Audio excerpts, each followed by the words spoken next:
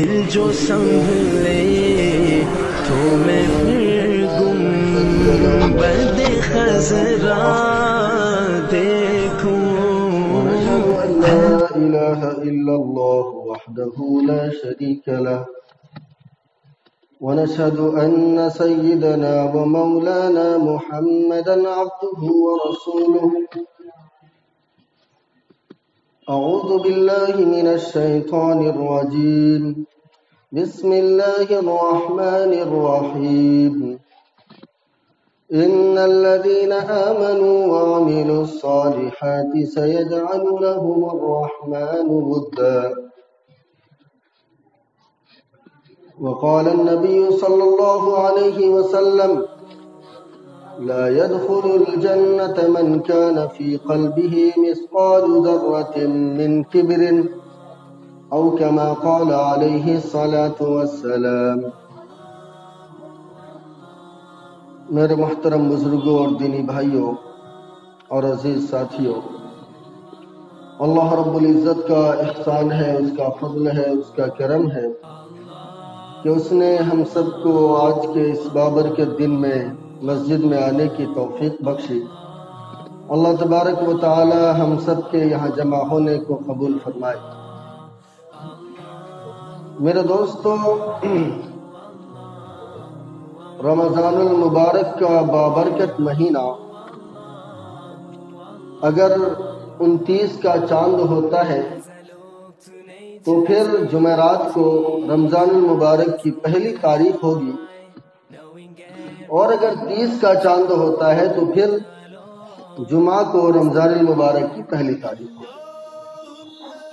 اسی طریقے سے تراویح کا جو مسئلہ ہے، اگر 29 کا چاند ہوتا ہے تو پھر بدھ کے رات میں پہلی تراویح ہوگی، اور اگر 30 کا چاند ہوتا ہے تو پھر جمعرات کی رات میں پہلی تراویح ہوگی.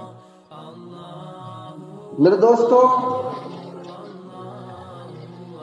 ہم رمضان المبارک کی تیاری میں ابھی سے لگ جائیں اور جتنی زیادہ سے زیادہ ہو سکے گناہوں سے بچنے کی کوشش کریں.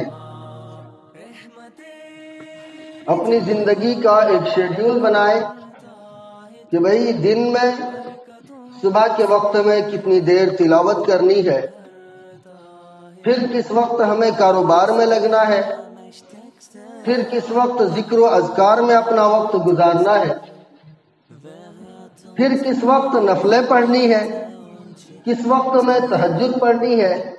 یہ سارا شیڈیول ابھی سے جب ہم بنائیں گے تو پھر پورا رمضان المبارک کا بابرکت مہینہ اسی شیڈیول کے مطابق ہمارا گزرتا چلا جائے.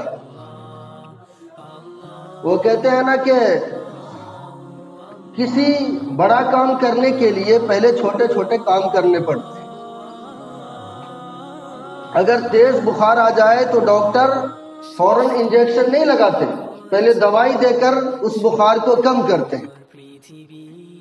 وہی حساب ہے کہ جب ہم زیادہ عبادت کرنے کی کوشش کریں گے اور اچانک سے رمضان المبارک کا مہینے میں ہی ہم سوچیں گے تو پھر نہیں ہو پائے گا. اسی لیے اپنے زندگی کے وقت کو ابھی سے کام میں مصروف کر دیجئے کہ فلاں وقت میں فلاں عبادت کرنی ہے، فلاں وقت میں فلاں عبادت کرنی ہے. تو پھر اس وقت تک پہنچتے پہنچتے ہمارا مسئلہ بالکل آسان ہو جائے گا، پھر ہم اپنی زندگی کو اسی کے مطابق گزارتے رہیں. میرے دوستوں، وہ 6 باتیں میں نے آپ کے سامنے بیان کرنا شروع کیا تھا، کچھ باتیں رہ گئی تھی، آج میں اس کو مکمل کرتا ہوں. اس کا بھی تعلق ایک حساب سے دیکھا جائے تو رمضان المبارک سے ہی ہے. جب ہم رمضان المبارک میں اللہ تبارک و تعالی بہت ساری جائز چیزیں ہیں اس کو حرام قرار دے دیتے ہیں، تو پھر جو چیزیں پہلے سے حرام ہیں وہ تو بدرجہ اولا حرام ہوگی نا. اسی لیے میرے دوستو، میں نے بتایا تھا کہ تکبر یا غصہ یا پھر غلو یا پھر کینہ اگر کسی انسان کے دل میں ہو تو وہ رمضان المبارک سے پہلے ہی ان تمام چیزوں سے بچ کر اپنی زندگی گزارے. کینہ کے بارے میں نے بتایا تھا کہ شب قدر جیسے بابرکت رات میں اللہ تبارک و تعالیٰ بتائیے سب کی مغفرت فرما دیتے ہیں، لیکن کینہ رکھنے والے کی اللہ تبارک و تعالیٰ شب قدر میں بھی مغفرت نہیں فرماتے، اور شب قدر کی وہ بابرکت رات بھی رمضان المبارک کے تعلق سے۔ علماء نے لکھا ہے کہ ایک بندہ، اس کے دل میں یہ خیال آیا کہ یار کیوں نہ اللہ کی عبادت کی جائے۔ اس نے بستر وغیرہ لیا اور ایک پہاڑ کے غار میں جا کر اللہ رب العزت کی عبادت کرنے لگا۔ اسے عبادت کرتے کرتے کرتے کرتے 1 سال ہو گئے۔ اللہ رب العزت کی طرف سے یہ الہام ہوا کہ اے میرے بندے مانگ، مجھ سے کیا مانگتا ہے؟ تو بندہ کہنے لگا کہ یا رب العالمین، میں تو یہ چاہتا ہوں کہ پورے دن آپ کی عبادت کروں، اس لیے مجھے تو کھانے کو مل جائے، میں کھاتا رہوں اور آپ کی عبادت کرتا رہوں۔ اللہ رب العزت نے اس کی دعا قبول فرمائی۔ ہر دن اس کو کھانے کو مل جاتا تھا اور وہ وہیں پر اللہ کی عبادت کرتا تھا۔ جب کچھ دن گزر گئے، وہ سوچا کہ یار چلو اب گھر چلتے ہیں۔ اب گھر جب آیا تو اللہ رب العزت کی طرف سے جو کھانے کا نظام تھا وہ چلتا رہا۔ اب ایک ایک کھانا 3 لوگ کھاتے تھے۔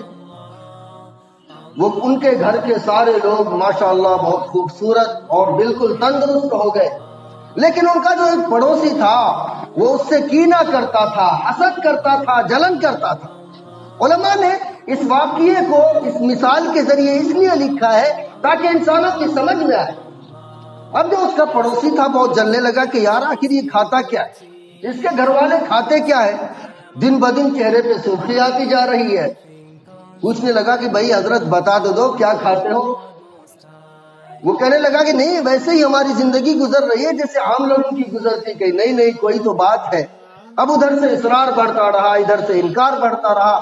یہ بیچارے مجبور ہو گئے اور انہوں نے بتا دیا کہ دیکھو 1 سال تک میں نے فلاں غار میں جا کر عبادت کی، اللہ رب العزت کی طرف سے وہ کھانا ملتا ہے، ہم سارے گھر والے کھاتے ہیں اور اللہ کی عبادت کرتے ہیں۔ اب اس کو کہاں سکون ملنے والا تھا؟ اس نے بھی اپنا بستر اٹھایا اور جا کر اسی غار میں تسبیح پھیرنی شروع کر دی۔ اب تسبیح گھماتے گھماتے ان کو بھی سال گزر گیا۔ اللہ رب العزت کی طرف سے پھر الہام ہوا کہ میرے بندے مانگ، تو مجھ سے کیا مانگتا ہے؟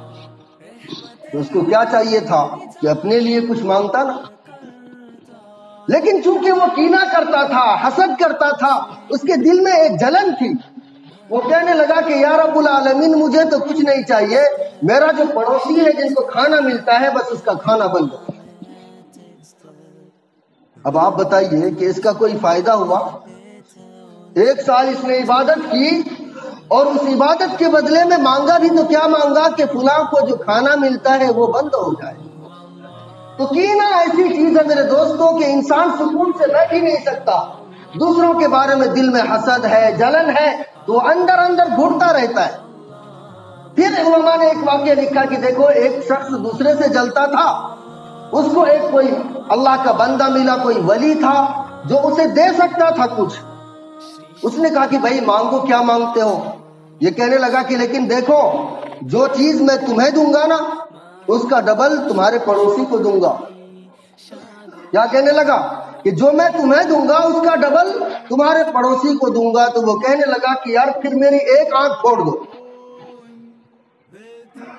وہ بندہ کہنے لگا کیا تم کو تمہاری آنکھ پیاری نہیں ہے؟ کہ نہیں، میری تو آنکھ بہت مجھے پیاری ہے، لیکن جب تم میری ایک آنکھ پھوڑو گی تو میرے پڑوسی کی دونوں آنکھیں پھوڑنی پڑیں گی، اور میں اپنے ایک آنکھ سے تو دنیا کو دیکھ لوں گا اور وہ بالکل اندھا ہو جائے گا، اس کی دونوں آنکھیں چلی جائیں گی۔ تو میرے دوستو یہ کینہ ایسی چیز ہے کہ انسان اپنا بھی نقصان کرنے کے لیے تیار ہو جاتا ہے۔ اسی طریقے سے چوتھی چیز غلو ہے، کسی چیز کو حد سے زیادہ بڑھاوا دینا۔ مثال کے طور پر گھر کے اندر بیوی ہے، ان سے آپ کچھ بھی کہیے وہ اپنے مائکے کے بارے میں ذرا برابر کوئی الفاظ برداشت کرنے کو تیار نہیں ہوتی۔ اسی طریقے سے بیچارے شوہر ہیں، یہ اپنے ماں باپ کی صریح غلطی کو بھی غلطی تسلیم کرنے کو تیار نہیں ہوتے کہ میرے باپ باپ ایسے ہے ہی نہیں۔ تو یہ بھی ایک طرح کا غلو ہے۔ اس سے دل میں نفرتیں نہیں آتی، محبتیں نہیں آتی، بلکہ دل کے اندر صرف اور صرف نفرتیں پیدا ہوتی۔ یہ اچھی چیز نہیں ہے، اس سے بھی اپنے آپ کو بچائیں۔ اور علماء نے 5ویں چیز جو کتابوں میں لکھا ہے وہ ہے غرور۔ غرور کہتے ہیں تکبر کو، عجب کو، اپنے مال پہ غرور کرنا، اپنے حسن و جمال پہ غرور کرنا، اپنے شہرت پہ غرور کرنا، یہ بھی اللہ رب العزت کو پسند نہیں ہے۔ میں آپ کو بتاؤں، ابلیس کو اللہ رب العزت نے جنت سے کیوں نکالا؟ اس کی کیا وجہ تھی؟ ابلیس کے اندر تکبر تھا۔ اللہ رب العزت نے جنت سے نکال دیا، دھتکار کر نکال دیا۔ فرعون کو اللہ رب العزت نے سمندر میں پانی میں غرق کیوں کیا؟ اس کے اندر تکبر تھی۔ اللہ رب العزت تکبر کو پسند نہیں فرماتے۔ لا يدخل الجنت من كان في قلبه مثقال ذرة من کبر۔ حدیث مبارکہ میں آتا ہے کہ وہ شخص جنت میں داخل ہو ہی نہیں سکتا جس کے دل میں ذرہ کے برابر بھی تکبر۔ اب آپ اپنے اندر جھانک کر دیکھیں کہ ہم کتنا تکبر کرتے ہیں۔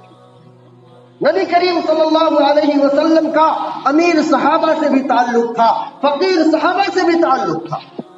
حضرت بلال حبشی رضی اللہ تعالیٰ عنہ کو دیکھ لیجئے، غلام تھے، لیکن نبی کریم صلی اللہ علیہ وسلم کے دربار میں گئے تو نبی کریم صلی اللہ علیہ وسلم نے ان کو کیا مقام دیا اور کہا کہ جاؤ خانہ کعبہ کی چھت پر چڑھ کر اذان پڑھو۔ اور ایک مرتبہ کہنے لگے کہ بلال جب تم چلتے ہو تو تمہارے پیر کا کھٹکا جنت میں ہوتا ہے۔ اسی طریقے سے صحابی حضرت زاہد رضی اللہ تعالی عنہ ہے، وہ بالکل دیہات کے رہنے والے تھے، نبی کریم صلی اللہ علیہ وسلم نے ان کو بھی اپنے دربار میں کیا مقام دیا، کیا عزت ہے۔ اللہ تبارک و تعالیٰ نے قرآن میں فرمایا کہ اللہ کے نبی آپ تو بہت رحیم و کریم ہیں، اپنے صحابہ پر رحم کرنے والے ہیں۔ وَلَوْ كُنْتَ فَظًّا غَلِيظَ الْقَلْبِ لَانفَضُّوا مِنْ حَوْلِكَ، اور اگر آپ سخت مزاج کے ہوتے، غصہ کرنے والے ہوتے تو ایک صحابہ بھی آپ کے پاس نہیں رکتے۔ تو غصہ اللہ رب العزت کو بالکل بھی پسند نہیں ہے۔ حدیث مبارکہ میں آتا ہے کہ 2 گناہ ایسے ہیں کہ اللہ تبارک و تعالی اس کی سزا دنیا میں بھی دیتے ہیں اور آخرت میں تو ظاہر سی بات ہے ملے گی۔ ایک غرور کرنے والے، غرور انسان کے اندر جتنا زیادہ ہوگا اللہ تبارک و تعالی اس کو اتنا ہی زیادہ ذلیل کرے گا۔ ایک انسان تکبر کر کے چل رہا ہے، ٹھیک ہے، لوگوں کے سامنے جائے گا، لوگ السلام علیکم، وعلیکم السلام، خوش ہے دل میں کہ لوگ ہماری بہت عزت کرتے ہیں، لیکن آپ ان کو ذرا آگے جانے دیجئے، پھر اسی لوگوں سے سنیے کیسی برائیاں کرتے پھرتے نظر آتے ہیں کہ میاں ان کے اندر دیکھو تکبر کیسی ہے، اکڑ کیسی ہے۔ اللہ تبارک و تعالی اس کو اتنا ہی زیادہ ذلیل کرتے ہیں جو دنیا میں جتنا زیادہ غرور کرتا ہے۔ اسی طریقے سے حدیث مبارکہ میں آتا ہے کہ اگر کوئی بندہ اپنے ماں باپ کو ستاتا ہے تو اللہ تبارک و تعالی آخرت میں اس کو عذاب دیں گے، لیکن دنیا میں بھی اس کو سزا ملے، اور سزا ملے بغیر وہ اس دنیا سے جا ہی نہیں سکتا۔ کتابوں میں ایک واقعہ لکھا ہے، حضرت پیر ذوالفقار احمد نقشبندی مدث اللہ العالی نے اپنی کتاب میں ایک واقعہ لکھا ہے کہ ایک ڈاکٹر صاحب نے ایک واقعہ بیان کیا میرے سامنے۔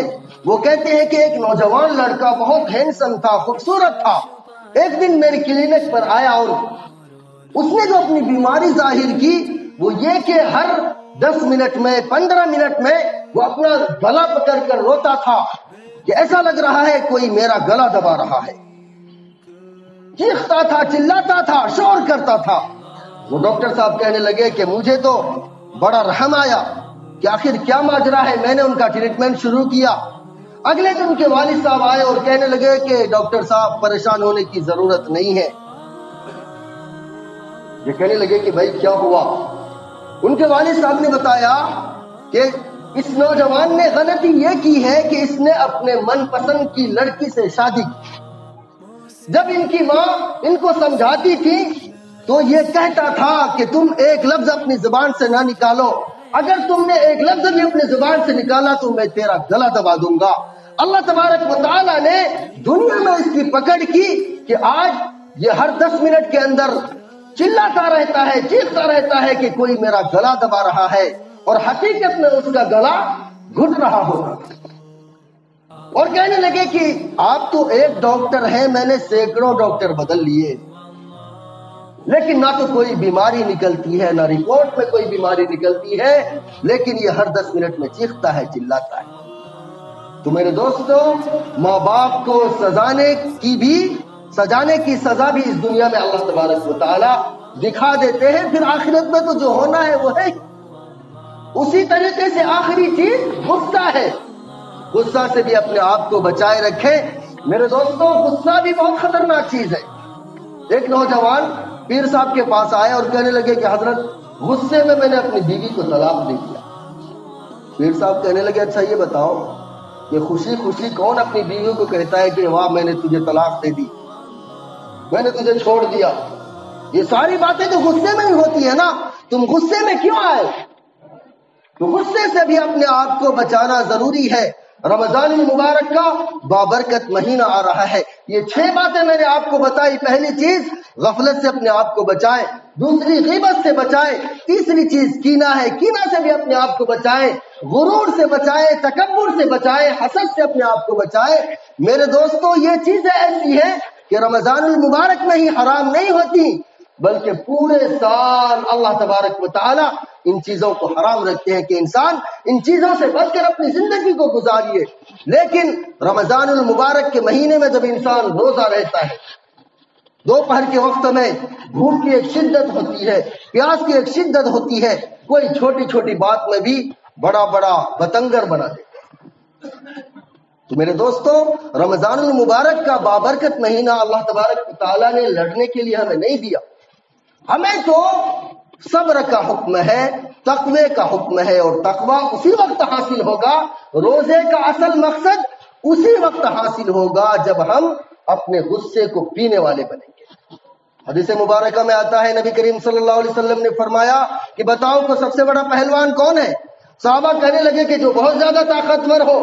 اللہ کے نبی صلی اللہ علیہ وسلم نے فرمایا کہ ارے نہیں، پہلوان وہ نہیں ہے کہ جو سب سے زیادہ طاقتور ہو، سب سے بڑا پہلوان وہ ہے جو اپنے غصہ کو پینے والا ہے۔ غصہ ظاہری بات ہے، انسان کو آتا ہے، انسان ہے، غصہ آ سکتا ہے، لیکن اس غصے کو پی کر شریعت کے مطابق اپنی زندگی کو گزارنا، یہ سب سے بڑا کمال ہے۔ انشاءاللہ ہم لوگ ان 6 چیزوں سے بچ کر اپنی زندگی کو گزارنے کی کوشش کریں گے۔ دعا کیجئے کہ اللہ تبارک و تعالی ہم سب کو کہنے سننے سے زیادہ عمل کی توفیق نصیب فرمائے۔ وآخر